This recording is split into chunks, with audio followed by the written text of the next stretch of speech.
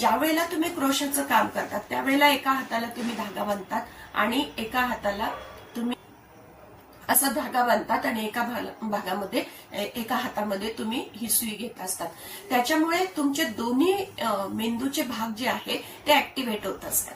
म्हणजे डावा मेंदू पण आणि उजवा. कारण काय, तुम्ही त्याच्यामध्ये क्रोशाच्या जे टाके टाकलेले असतात ते तुम्ही मोजत असतात. त्यावेळेला डावा मेंदू तुमचा सक्रिय असतो.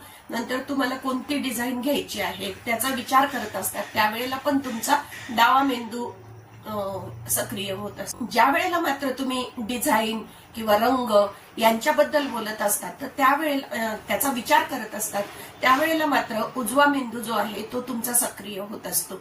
आणि त्याच्यामुळे तुम्ही या दोन्ही गोष्टी एकदम करत असतात. म्हणजेच तुमचा डावा आणि उजवा मेंदूचा भाग हा सक्रिय राहतो आणि ऍक्टिव्ह राहतो. आणि म्हणून तुम्हाला याला म्हणतात, जेव्हा डावा मेंदू आणि उजवा मेंदू सक्रिय असतो आणि ज्या वेळेला ते बरोबर काम करत असतात आणि एकमेकांमध्ये त्यांचा संवाद होत असतो तर त्यावेळेला त्याला म्हणतात मेंदूचा समतोल विकास. बघा, आपल्याला शाळेमध्ये खूप सरांनी शिकवलेलं असतं, शिक्षकांनी, की मेंदूचा समतोल विकास व्हायला पाहिजे. पण समतोल विकास म्हणजे काय हे नक्की माहिती नसतं.